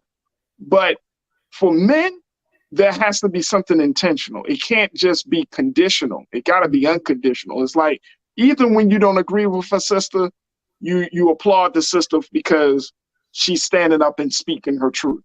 Even if you do agree with the sister, then you continue to applaud the sister and you show your support. It's got to be something intentional and authentic about it, because I know as men, it's trendy. And I know for young women, you might have heard this from young men, it's trendy for a man to say, no, I'm all right, I'm all in. But when it comes down to making those decisions about your family, making those decisions in the relationship, making those decisions about social issues, that's when you know what kind of man you're dealing with. That's when you know what type of woman you're dealing with. Mm-hmm. And yes, ma'am. No, I was just completely agreeing with you. You can say anything in the general sense, but how do you follow what you say up with actions? That's where it really counts. Absolutely. Absolutely. All right, let me just take a couple of comments from our online culture crew, Dr. Avis, because we got a lot of people that are checking in. First and foremost, I didn't know you had such an amazing fan club, because they just all jumped into our online chat. Culture crew right here. They love you, Doc. They watch you on RMU. They love you. People getting the heart emoji. Dr. Avis. Hey, everybody. They love you. Look, check this out. Taylor, you checked in and said, agreed, the social media informed generation is the perfect playing ground. Yup. Jules, you talked about that. It is, we all getting played, as Dr. Avis said. And we might just have to start jumping off of the offline when you see certain conversations brewing. Don't get involved. Don't read the comments. Matter of fact, drop a jewel and say, hey, this is adding to the division, something. But we got to definitely see that we're all getting played right now. Brother King Lee, you checked in and said, right on, Sister Avis. I think many of us are being played through trolls, etc. Yep. Tiana, you checked in. You said this conversation needs a whole hour. Well, we gave it about 30 minutes. So, y'all can have the other 30 minutes offline. But Tiana, I appreciate you. And you're absolutely right. There's not enough time to talk about how do we mend the differences between the man and the woman. McCole, you checked in. Good to hear from you, McCole. You said Black men and Black women must work together. We must love each other and support each other. There is an agenda to keep us divided. We are stronger together. Absolutely. Absolutely. Best way possible. You said touchy subject, but we got to talk about the decline of Black men in the family structure. Facts. We do have to talk about that. But I think, and here's the thing. When we talk about those things, how we talk about those things matters. Yes. And I'm saying that if a woman is like any woman who's sharing with you her heart, don't just bring up the stuff that's on your heart. Just listen, bro. Just sit back and listen. If a woman is saying, I want to have a talk about a day without us, don't be like, well, what about the Black man's day? Don't all lives matter us, in other words. Right. Now you're taking away. Now you're messing up the issue. Exactly. Joking talking, like Negro, you ain't even think about a day. Now, as soon as we talk about our day, you talk about, well, where's my day? Like a kid, where's my toy? I like the Dr. Davis. Don't all lives matter us. Thank you so much. P. Jackson, you said women present a more masculine energy to be a boss, and more men are displaying more feminine energy. And that's not by nature. That's by design. That is by design, folks. We're not, look, we can't act like certain things aren't happening around us. We got to look at that. P. Jackson, thank you. Rashida, guess you said Jules P. sounded like he was rapping the issue. Love it. Yep. And the best way possible, you also said Dr. Avis doesn't allow those Black gender wars on any platform. I love her perspective and appreciate her efforts. There it is, right there. There it is. Dr. Avis Jones DeWeaver, we are truly, truly appreciate you. We know you've done on a hell of a lot of great work. A women empowerment expert. You teach folks about career and about making the best decisions. How do people get in touch with you? Because it is women and sisters like you that's going to take the culture to the next level. And that is taking the culture to the next level. So how do we get in touch with you, sis? I appreciate that. So you can all log on to dravismentoring.com and find out more about me and what I do. Excited to see you over there. Hatred on the streets, a horrific scene, a white nationalist rally that descended into deadly violence. White people are losing their damn minds. As an angry pro-Trump mob storms the U.S. Capitol, we've seen shooting. We're about to see the rise of what I call white minority resistance. We have seen white folks in this country who simply cannot tolerate Black folks voting. I think what we're seeing is the inevitable result of violent denial. This is part of American history. Every time that people of color have made progress, whether real or symbolic, there has been what Carol Anderson at Emory University calls white rage as a backlash. This is the rise of the Proud Boys and the Boogaloo Boys. America, there's going to be more of this. Here's all the Proud Boys, guys. This country is getting increasingly racist in its behaviors and its attitudes because of the fear of white people. The fear that they're taking our jobs, they're taking our resources, they're taking our women. This is white fear.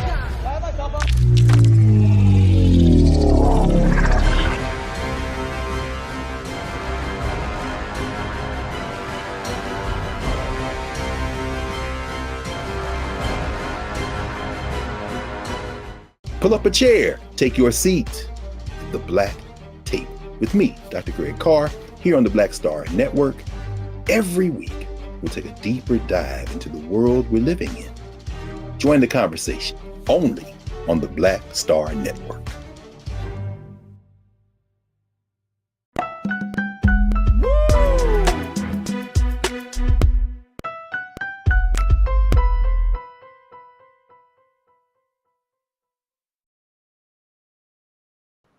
And this is a topic that I see that has been trending and is catching a lot of momentum. And I'm very, very happy to have this conversation with all of you today.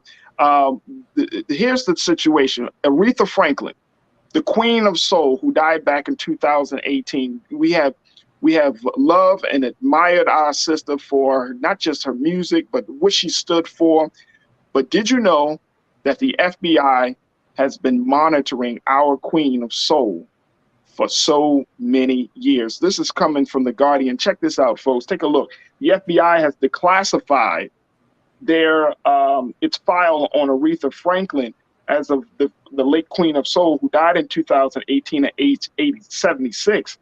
Here's the thing. The 270-page document, which includes reports from over a dozen states, shows the Bureau's extensively tracked the singer's civil rights activism and her friendships with Martin Luther King Jr., Angela Davis, and others. Now, this file that was requested via the Freedom of Information Act by journalist Jen Dies, she posted excerpts in this lengthy Twitter thread and reported by Pitchfork. It also includes close documentation of Franklin's performances for the Southern Christian Leadership Conference, SCLC, of which King served as president. So we're so happy to have Jen joining us to talk about this, because she put it out there. This is years in the making. And Jen, we thank you so much for taking time out your busy schedule to join us for this. I was fascinated by this. Your tweets. I mean, you have redacted documents from the FBI, declassified at this point, that shows that there was an extensive surveillance on the Queen of Soul. Why did they do such a surveillance on her out of all people?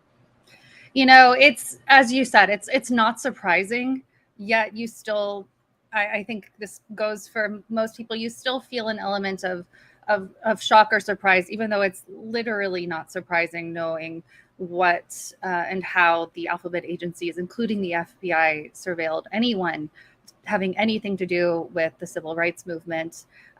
So the reason I requested this, by the way, I requested these documents from the FBI, again, through FOIA back in 2018. And so, what is it, 2 or 3 days ago, everything's kind of running together now, but they didn't send anything until then. And by the way, Aretha Franklin is just one of many that I've requested files on. These just happened to come in the other day.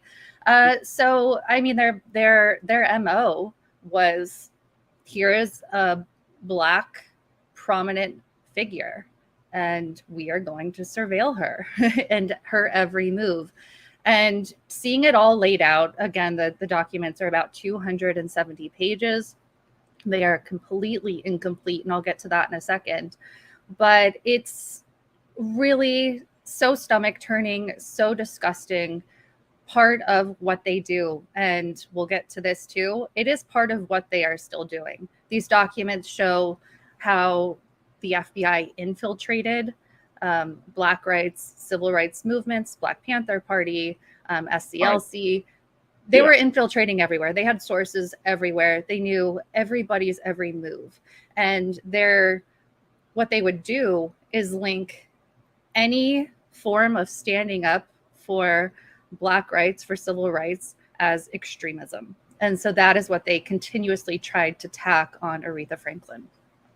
So what was the inspiration for you to even request the documents? I mean, were you looking at just Black civil rights leaders and Black artists and Black influential folks during that time period? What made you want to do that research? Yeah, so a little bit of background on my journalism.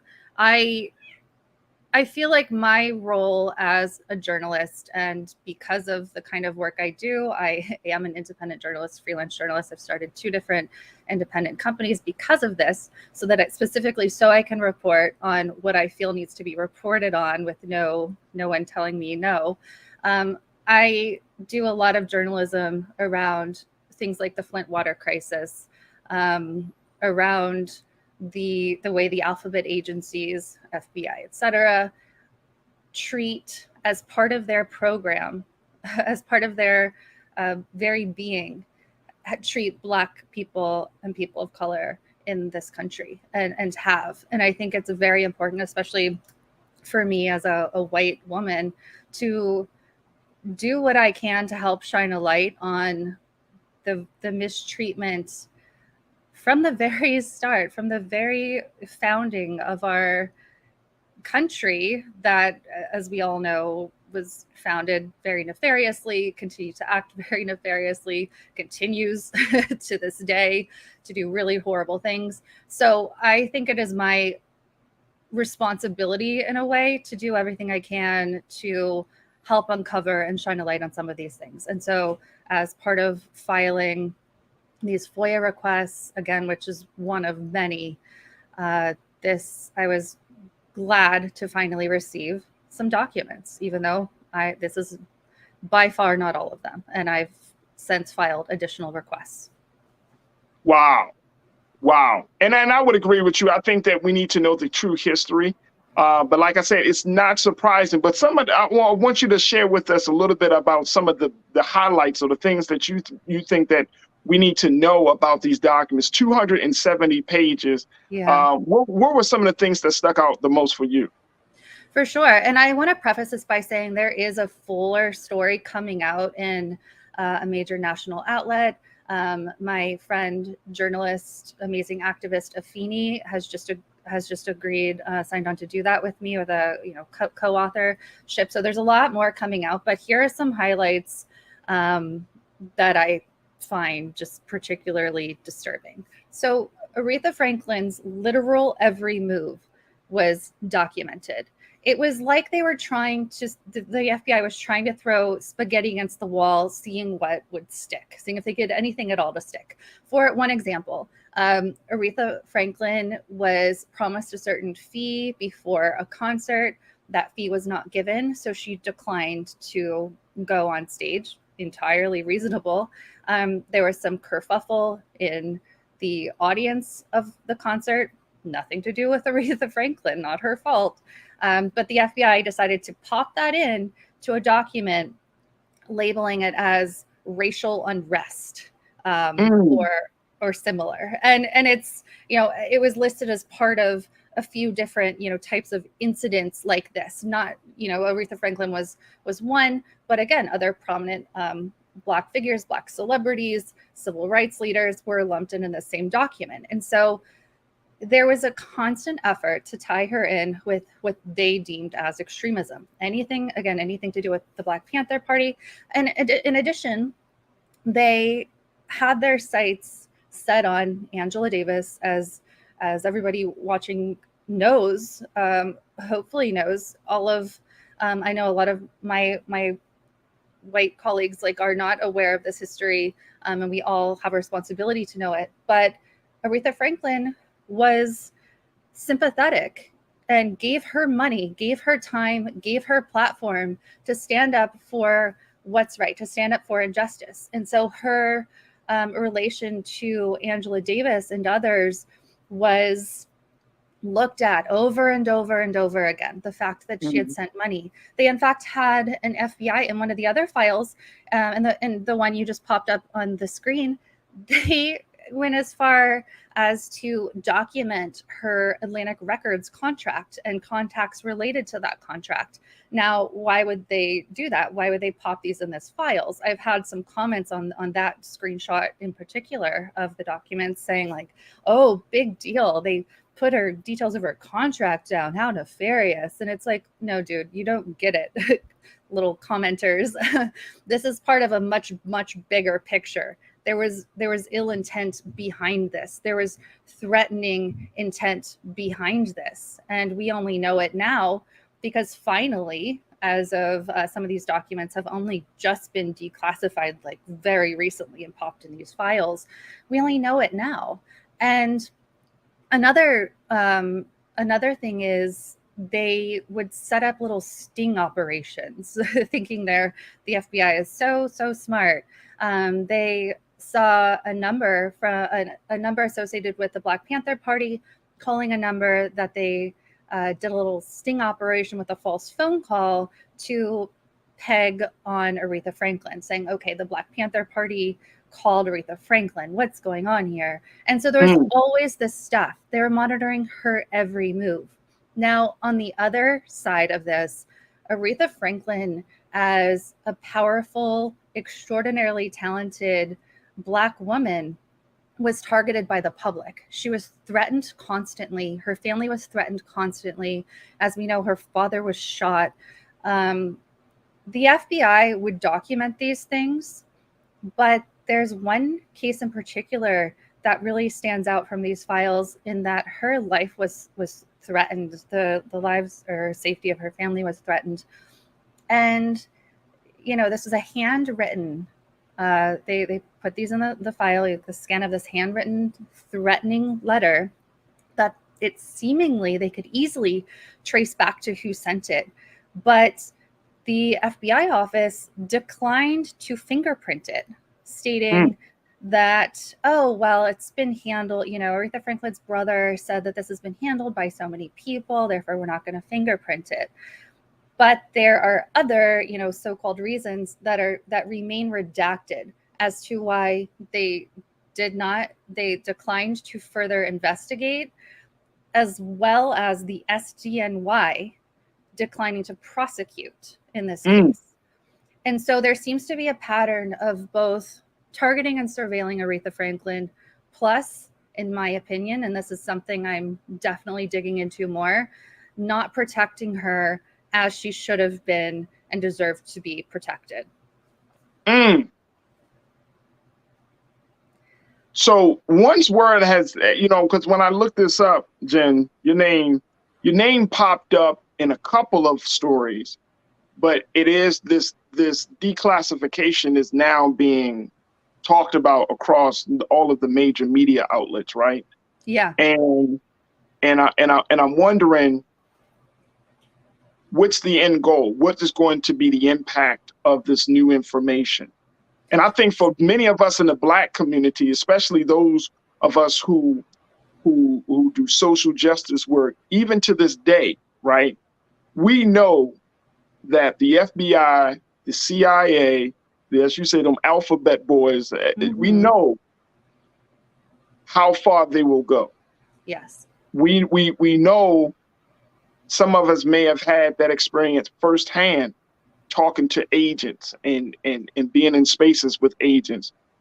But we know about this. My hope is, I guess that's the big question, is like, you know, what do you want to see as being the impact of this? Do you think this is going to shift the perceptions that people have?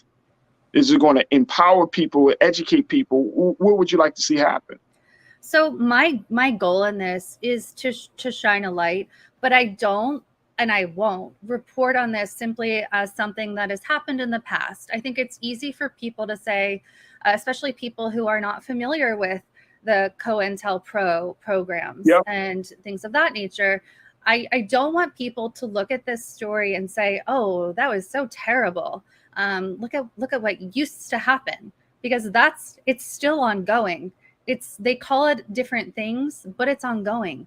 COINTELPRO was so horrific in what it did. It's been declared illegal. We only still know a portion of what they were doing back then to target Black people and people of color. Do you think Aretha knew? That's a thing that I'm very curious about. I have reached out to her estate, and as part of the fuller story, I will definitely try to get a grasp on that. I have to think she probably had to know, because there were leaks all the time from within organizations, civil rights movement organizations, people surrounding her.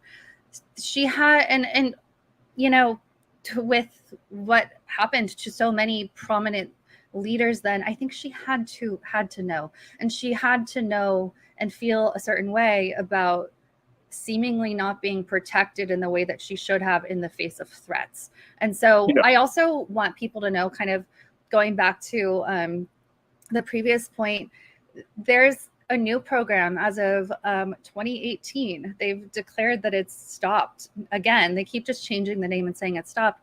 That's literally doing these same things, called Iron Fist. Ken Klippenstein, formerly of TYT Investigates, had gotten some leaked FBI documents showing that this is continuing. They keep changing the name, and I want to make sure I get the new names correct. So it was called, in 2018, they had these extremist documents, like of extremist organizations that they were looking into, the FBI. And so they labeled, along with labeling the insane MAGA freaks and white nationalist freaks, along with labeling those guys and popping those into documents talking about threats to our country, threats to other people, they put in, without evidence, without examples, Black identity extremists as a group to look out for. Black identity extremists. Yes. And so there was pushback. And this was, it seems to kind of be sparked from some of the Ferguson stuff, is particularly why the FBI seems to have been latching onto this. But then they got in a little bit of trouble. I say a little bit only because people didn't really know that this was going on. So in 2020, they changed it. They changed their monitoring to racially motivated violent extremists, but it uses much of the same language, and so they're still doing this. And so it's a particular point to look at this history, what happened with Aretha Franklin and so many others, and to say they were infiltrating back then. There were people within those movements that were FBI plants, FBI sources. It was not safe. People were not kept safe. People, Black people were labeled as violent simply for trying to live their lives. And this is still continuing today. They can change the name as much as they want. They can say, oh, COINTELPRO, that was so long ago. No, they're still doing it. Well, it's interesting. Well, a couple of things. One is that I read, and this was probably about a year ago, where they had there was a report showing that the FBI had went as far as to infiltrate Black Lives Matter chapters, right? And I'm sure you're familiar with that. Yeah. And then the other thing is that, and we want to, and I plan to have an FBI expert on to talk about this issue, which is the FBI is currently monitoring Americans through social media. Yeah. And looking at the activities because of the rise of white supremacist terrorism, as well as domestic terrorism, and the rise of the sentiment of hatred against the United States government. Yeah. So when we're talking about this level of surveillance, this is certainly, like to your point, this is not new. I mean, you can change it. You could change the name. The reality is, it is what it is. You are surveilling Americans, high profile or not, citizens that are part of various groups, that are watching. And I think that speaks volumes. You know, I mean, when you think about, and if anybody's familiar with the time of the civil rights movement, the Black Power movement, the 50s, the 60s, the 70s, most of your prominent Black voices were probably under surveillance. Everybody probably had a file. You know what I'm saying? And everybody probably had a file. So to me, you know, this just goes to show that as much as we often talk about, or we often have to tell people, oh man, America is moving forward, you get news like this, and it's just a reminder that nothing has changed. And that's the hard part about, that's the hard pill I think we all have to swallow. Well, it absolutely is. It is a hard pill to swallow.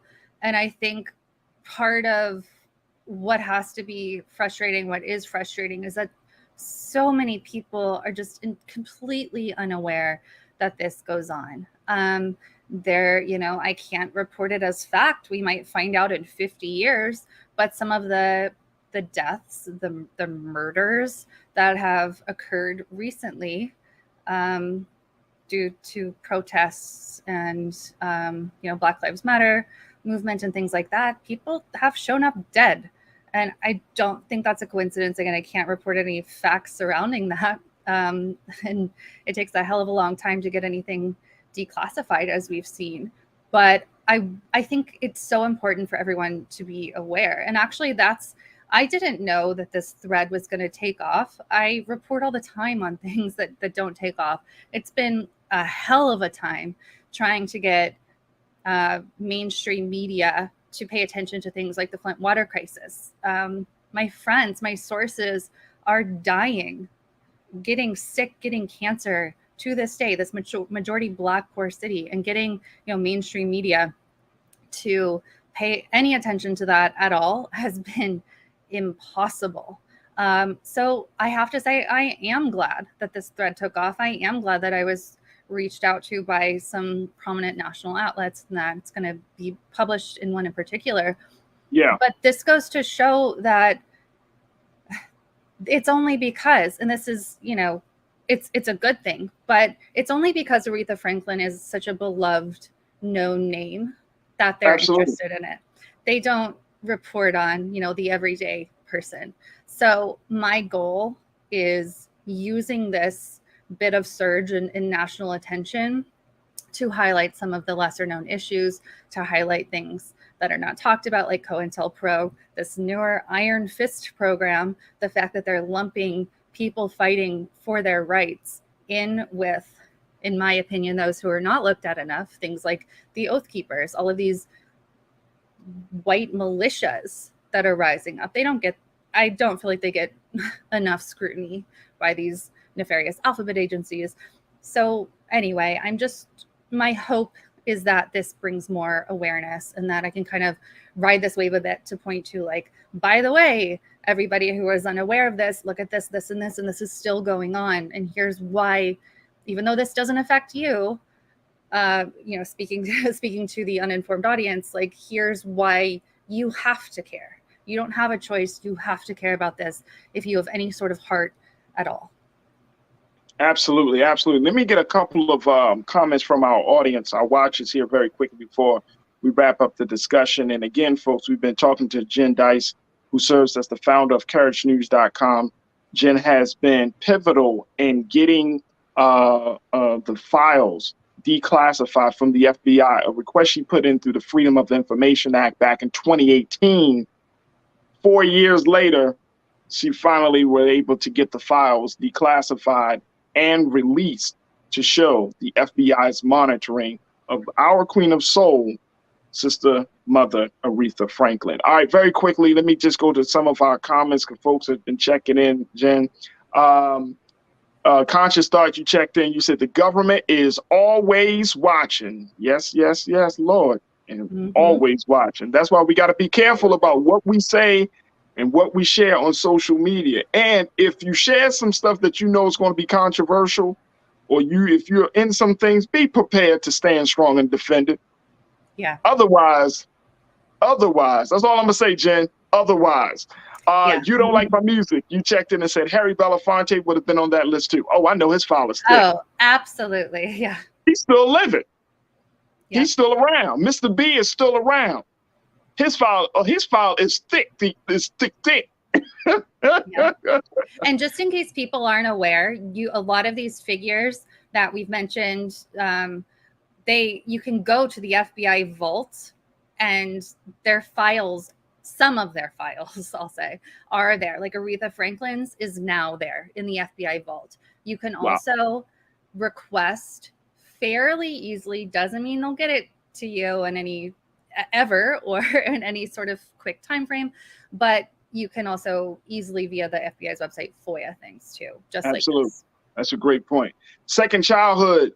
You say they monitored Martin because of his work was a threat. Maybe Aretha was doing big things behind closed doors, knowing the spotlight brings problems. Yet FBI still caught wind. Hypotheticals. It could be, but you know what? All you have to do, and this is something that we even do to this day, very quickly, is that Aretha had the platform, she had the influence, and she had the resources, right? Money or any other resources, right?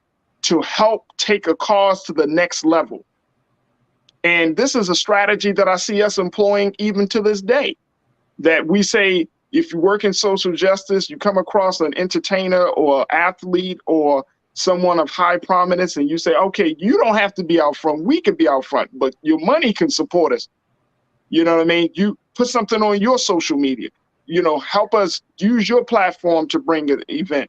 And I mean, so it's not unusual to see the relationship between activism and entertainment. That relationship has always happened. That is, especially among Black entertainers and Black activists, always happened, because we're always trying to figure out the best way to get the message out, to make people aware and all of those things. So that's always happening. But to your point, second childhood, you're right. Al, thank you so much, second childhood. Al Hamilton, you checked in. You said, as we can see, nothing has changed. They've always tried to find something criminal or treasonous within a politically powered movement. J. Edgar Hoover, who was Black, attempted to destroy any politically. Absolutely. Hotep Pan Africa, you checked in and said, Miss Franklin was one of many African-American artists and leaders involved in uplifting our people through music and other means who were targeted by the FBI. These efforts persist today. You're right. Absolutely right. They don't change. I wouldn't be surprised if everybody, even Jay-Z, a major figure, he probably has an FBI file because of his ability to move through certain spaces. You can go down the list, Black artists. And here's the thing, Jen, and I think that this is something to your point. If you have a file for doing what's right, so be it. Mm-hmm. We can't be afraid. We cannot be afraid. If you're doing what you believe to be the right thing to do, as Aretha did, Martin did, Dr. King did, and so many other great ones, right? Whether you're Black or white, that's just to let you know that you're doing the right thing. That's the consequence. That's just everybody can't walk that path. And I get it and I understand it. But those who can, who says that this is something that they want to do, like even in your journalism, Jen, as a journalist, and you're digging deep to uncover these injustices and to shed light on these things, there's a great consequence to you. And there's a safety issue there. You come in on a show and you're opening the doorway because somebody is going to oppose you. So, absolutely. But it's the right thing to do. The FBI can't hold these secrets anymore. Very quickly, as we wrap up, Jen, how can people stay in tune with the work that you're doing? I know you said, and I signed up for Carriage News as well, carriagenews.com, folks. You can sign up to be a part of getting information, all the latest information. But I know you said a bigger, like a written story, a more bigger expose is going to be coming out. So how can people stay in tune with that? Yeah, absolutely. My Twitter is at Jen Elizabeth J, Jen with two N's. But yeah, Courage News. I have a Substack, couragenews.substack.com, and I greatly, greatly believe that news and information must be free. I hate Yeah. paywalls. I only pop things behind a paywall if it's like a bonus or extra, so anyone can freely go there and keep up with my news on Flint, on Amazon labor movements, on Starbucks labor movements, all of the movements happening around the world. Speaking of people that I worry about because they're such strong, important figures, like Chris Smalls, interviewed him.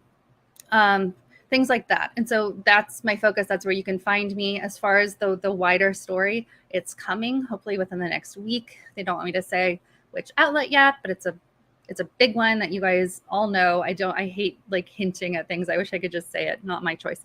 But anyway, Afeni is going to be a co-bylining that story. If you guys are not familiar with her, at Redis RE on Twitter. Afeni is amazing. And so there's a lot more to come. This is not the end of the road.